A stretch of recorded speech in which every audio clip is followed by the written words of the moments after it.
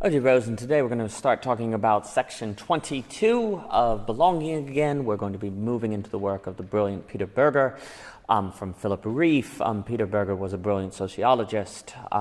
He passed recently, but really was an extraordinary man who followed where the evidence led him. He had an entire thesis on the nature of secularization and how it worked that he moved away from in his older age because he thought the evidence did not bear it out. And that's very rare to see in an intellectual and an academic, to be willing to change their view. And so Mr. Berger was quite something. He did extraordinary work in pluralism. He followed comparative religion, the different formulations of religion, and he also really articulated extremely well this tension between the human and their need to fit their subjective reality with their social reality, and where there's a disconnect between that, where there's a lack of fit, the human can be existentially overwhelmed and psychologically thrown off. And this, of course, brings us to that tension between givens and releases, the individual and the social.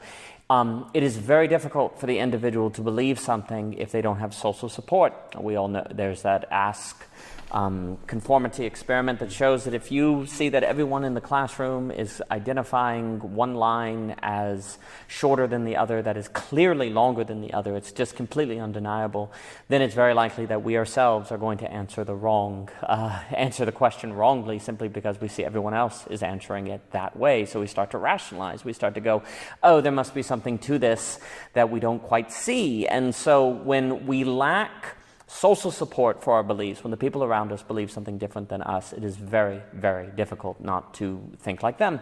And if there's no social support at all, because everyone believes different things, then we lack any support, and that becomes existentially quite difficult. It's almost, in some respects, from a social standpoint, it's better to be surrounded by people that believe something wrong, because we can just think like them and get existential stability, as opposed to have a situation where it doesn't even feel like it's possible to have any agreement on the social level between beliefs, because everyone is atomized, everyone is thinking about something different. And then we just feel completely astray, and then we're existentially overwhelmed, and in that situation we can turn to totalitarianism. So Mr. Berger does a very good job of analyzing the consequences of a world where subjective reality can no longer fit with a social reality, and what are the consequences. Now, this section opens with a quote from Mr. Ian Kershaw's biography of Hitler, covering 1936 to 45. And I'm going to read the quote here. To call Hitler evil may very well be both true and morally satisfying, but it explains nothing. And unanimity in condemnation is even potentially an outright barrier to understanding and explanation. As I hope the following chapters make abundantly plain, I personally find Hitler a detestable figure and despise all that his regime stood for.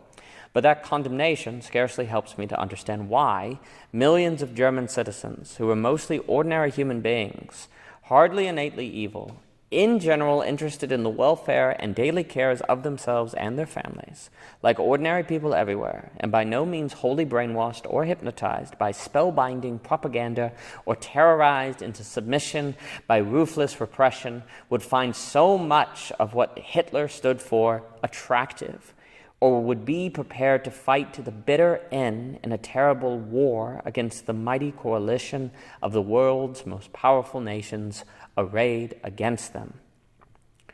What Mr. Kershaw gives us here is quite a dilemma and quite a problem. Why in the world did so many Germans see something attractive in Hitler? These were ordinary people, is what Kershaw is going to tell us. Now, I know there's a debate with the book Hitler's Willing Executioners. I know this is debated.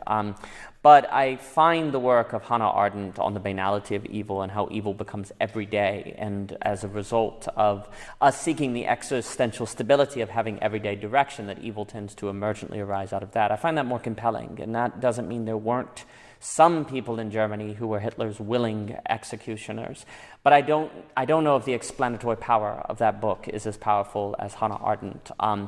And I think it, of course, is a mixture. We don't want to be a monotheorist and say that everything is explained by the banality of evil. But when it comes to sociology, and it's in at least the concerns of belonging again, the work of a Hannah Arendt, the work of a Rieff, and the work of Berger is going to be, I think, more useful and more productive to explore.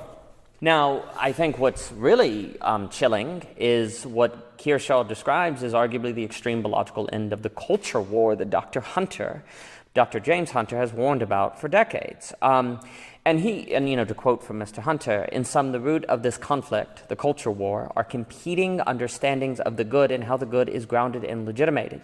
These understandings are reflected in competing moral visions of collective life and the discourse sustaining those visions. In turn, these are manifested in competing institutions, their elites and their interests, that generate their cultural output. All of this plays out dialectically. So basically, Mr. Hunter wants to say is, sometimes conservatives can say that in politics, it's the fight between people with ethics and the people without ethics. They'll describe liberals as not having ethics. But really what Hunter understood long ago, that maybe just now people are starting to grasp, is that all worldviews entail moral visions, and it's that these moral visions come in conflict. So somehow Hitler has to be seen as a moral vision for Germans that come to believe in him, for people that fall into the banality of evil. They have to see a moral vision there. And what ends up happening, to cut to the chase, is that people tend to moralize and create an ethic around anything that is going to restore fit between their subjective reality and their social reality. If it gives them existential stability again, they'll begin to think that it is moral. So what ends up happening is if people start to feel existentially stable thanks to Hitler, then they begin to think that Hitler must be in the right and that what Hitler is doing is correct because of that feeling of existential stability. Now, it is certainly a fallacy to assume that existential stability equals rightness and equals truth and moral righteousness and so on.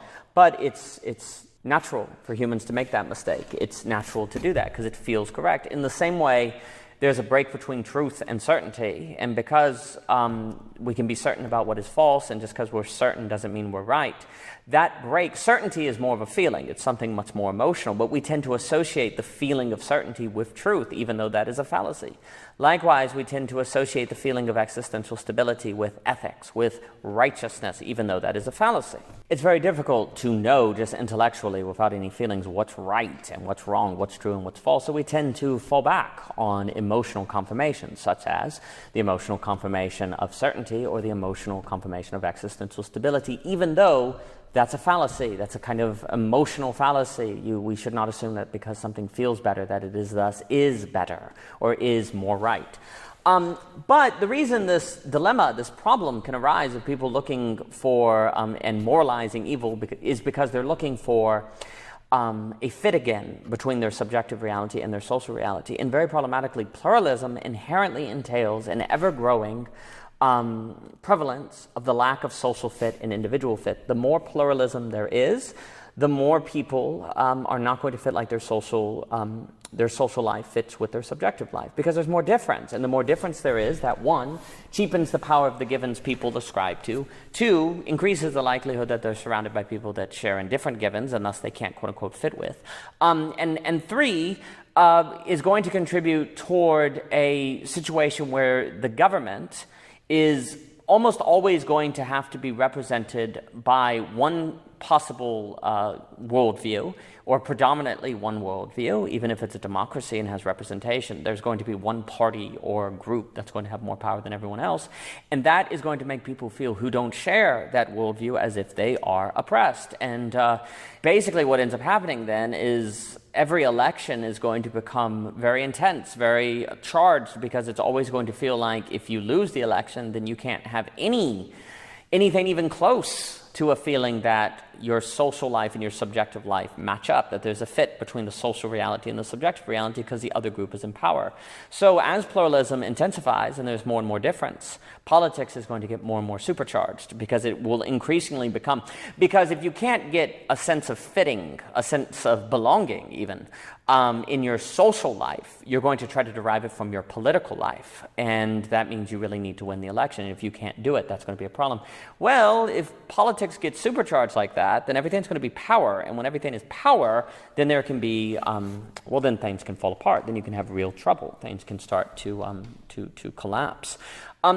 I really think it's important to identify, say, Brexit or Trump or these different things, primarily as a result of this desire to return to fitting the social and the subject together, those two realities. To restore givens is what it comes down to. Yes, economic issues like automation, inflation, stagflation, etc., certainly contribute to those backlashes. But the feeling of homelessness that people get when they don't feel like they belong in their nation, and the desire to return to a feeling of being at home is a very strong motivating factor. And there's that book, What's Wrong with Kansas, that basically talks about, what's wrong with these people in Kansas voting against their interests by voting Republican? They must be brainwashed by the Republican media and so on and so forth. Well, I think AEI Brooks up there, he talks about that what's overlooked is how people in Kansas have ethics, that it is morally wrong to take from the rich and give to them, because even if the rich don't need it, it's still theirs. Now, whether we agree with that moral vision or not is a different matter, but it's the idea that ethics is a really compelling motivator for people's actions, not merely economic interest. Now, when the economy is great, this helps people emotionally feel like their worldview is secure and right because the economy is great. So that would provide evidence to them that the way their worldview or the worldview that their nation follows is a good one, because look, it created prosperity. Now, of course, that's a fallacy and it doesn't follow, but the point is, I am saying that economics can help sustain people existentially, and therefore the collapse of economics can also hurt people existentially. But though economics is a factor in causing these tensions, I don't think we can reduce homelessness to economics. I think we need to really appreciate the sociological factors that Berger and Hunter and Rieff and so on are exploring. And if we don't understand them, well, then we will really never understand how people fall into the banality of evil, fall into following a Hitler. And if we don't understand that, then the likelihood of we ourselves avoiding that mistake becomes less likely. For more by O.G. Rose, please visit ogrose.com. You can find the whole Belonging Again series at Medium in a list and on YouTube. And thank you for your time.